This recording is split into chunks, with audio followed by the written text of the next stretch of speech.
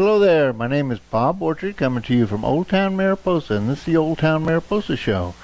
We are doing this show inside our 3MC studios in historic Mariposa Hotel, and this show is being brought to you by Bet's Gold Coin, family-friendly sports tavern down in Old Town.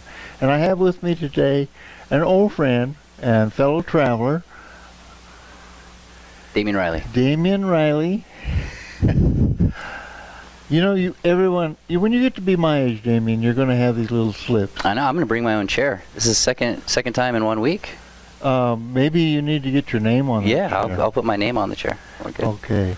Damian and I, we go back a ways, and I think maybe it'd be a good opportunity. This show is about something that's near and dear to Damian's heart and mind as well, and maybe you could tell us a little bit about yourself, Damian. You were born and raised in this country. Well, yeah, I was definitely born and raised in America. I grew up here in Mariposa and moved away for quite a while and traveled the world. And honestly, for one of the very specific reasons of today's show is one of the factors of why I wanted to come back, and okay. I wanted to get back to my roots, get back home.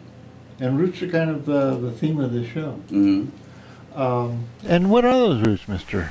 Well, my family is Miwok from the Sierra region. My specific family side comes from the Hetch Hetchy area up in Calaveras County and Tuolumne County, but through marriage and other family roots, we also have local Miwoks here for Mariposa and Piute. So, typically as those tribes kind of intermingled a lot, it's hard to find anyone anymore that is not have a little bit of everything. A little bit of Miwok, a little bit of Piute. So.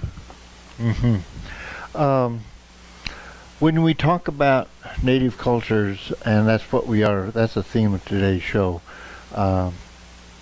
There's some elements with respect to traditions. Mm-hmm. Maybe I have some background. I've been here for a few years, and I got, after I got my formal European education, graduated from college, graduate school. I came to Mariposa, and I got educated. Mm-hmm. And some of your relatives are among the educators mm-hmm. in my life. Mine too. But I think it would be helpful for people out there to maybe learn a little bit that I've picked up through the traditional walk and other encounters about native values, mm-hmm. Contact with nature, the relationship that native cultures have with nature. Yeah, so before the show really started, you and I were having some pretty in-depth discussions about this, and this all started to come about because it's Powwow weekend. The Powwow is coming up this Saturday and Sunday at the fairgrounds, and I know you wanted to talk a little bit about some of the values that are still trying to be maintained, and powwows in general are a way for the public, our community of Native Americans to demonstrate some of their traditions visually.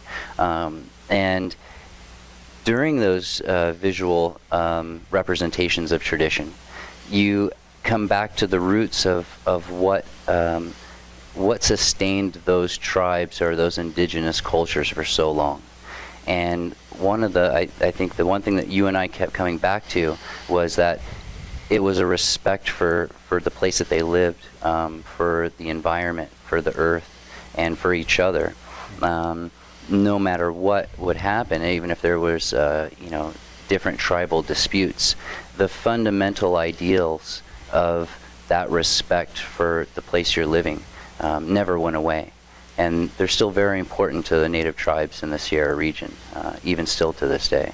And part of the powwow tradition is to bring people back in contact with those spirits, those values. Exactly. At the same time, you have other activities that go on. I've been up to the bear celebration up in Yosemite. Yeah. We belong to the Bear Clan. Yeah, so there's 2 times a year they have a bear ceremony up in the valley. It's behind the Cultural Museum in the kind of rebuilt representation of what some of the early tribal structures look like. And there's a roundhouse there, and or what some people call the ceremonial house. Actually, roundhouse would probably be in this region politically incorrect to say. And there's a ceremony of putting the bears to sleep and to hibernation in the wintertime, and then waking them back up for the springtime. And just like in any culture, even in European cultures that, even Greek, if we want to get really technical, there were ceremonies and even initiation ceremonies which had allegorical significance.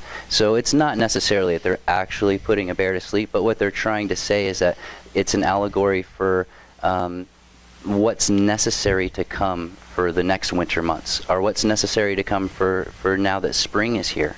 And so when you go up there and you observe it, whether you do spiritually or you do like from a philosophical standpoint, the message is still the same, that you're in tune with nature. You're in tune, you're in tune with the seasons that are coming and going, and you're showing respect that winter is coming, and that you need to prepare for it, and you need to prepare accordingly. So in today's age, we don't have to do that. I mean, when it gets cold outside, we fire up the propane and and then go to. Perhaps when I went on the traditional walk the first time, I've been 3 times. My son and I went the first time. The thing that I came away from is the connection with nature, the spirit. Yeah. The rocks have spirits, the trees have spirits, and so there's a connection. Man, in the native thought philosophy, is part of nature. Definitely. In our culture, we seem to have adopted the position that we're above nature. Yeah, well, and that's created some problems. Yeah, it's and that's definitely one of the again, philosophical disconnects that you could get into a huge conversation about. Whether or not it's so much as about above or below is not the significance to most native cultures. I can't speak for all of them, but especially for how I grew up. It was a balance. You understood that you were part of a system, and you were an equal part of that system. You weren't any better or worse, but what you did impacted where you lived. It impacted the nature and the wildlife that was surrounding you.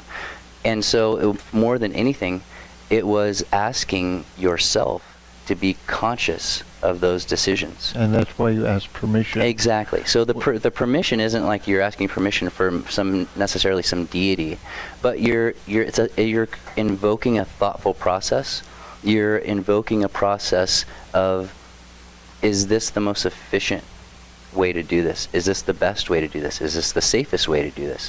When you take a second to ask permission, that's a second of comprehension, of understanding, and it's not reckless anymore. And it's also a deep commitment to respecting the environment that we live in. Exactly, and these aren't traditional to native cultures by any means. I've traveled extensively through Scandinavia, and it fascinated me that Finland, Greenland, even parts of Norway, they still hold on to a very ancient portion of their culture, where they're conscious of what trees they're cutting down, what roads they're building, and they bring in people who come in like a suit and tie, but they are representation. They represent the nature, and they ask for permission to build this road or cut down this tree. We've tried to do that with the thing called the California Environmental Quality Act and the National Environmental Policy Act. And I'm a city planner, as you know, and I've worked extensively. But these are laws. They're not necessarily cultural values. Yeah. And what you see in my world is a great conflict between people and the laws that force them to respect the environment they live in. And to a great degree, that may be part and parcel as that lack of respect, lack of understanding. Part and parcel as to why we have the problems we have today. We have a big event coming up this weekend. Yep. the Native American people, the native people of this country get together and it's a powwow. Mm-hmm. And this weekend, Mother's Day weekend, we have one out at the Mariposa Fairground. Yeah. This is an opportunity for your values to come back and be reaffirmed, reestablished. It's also an opportunity for contact. This is one of the ceremonies that's open to the public. Definitely, it's very open to the public. Based off of if this year will be anything like last year, the cost for admission is relatively nominal. It's $3 for adults, $1 for seniors, $1 for children. I think a portion or majority of the funds go to the Nellie Tucker Scholarship Fund, and so it's a great way to see something that you don't see every day. You know, it's portrayed in movies or popular culture. And it's, don't walk away. My advice: don't walk away from this visual experience and not appreciate what's happening here, because this is a spiritual connection. Oh, most definitely. And what you're going to hear a lot at the powwow is drumming. And if there's an anthropologist out there that would like to argue this with me, I think that drums will carry over into any culture's traditional past. You know, I don't care where it is on the globe. A rhythmic beat or percussion instrument was most likely used in order to invoke that natural energy of connection. Right. And so when you go to a powwow and you hear the drums, I've rarely ever met anyone who didn't walk away with that experience. And that's what we were talking about before, even when you have that connection or experience to Yosemite National Park, is that people might come for the visual experience, and they will most definitely get that.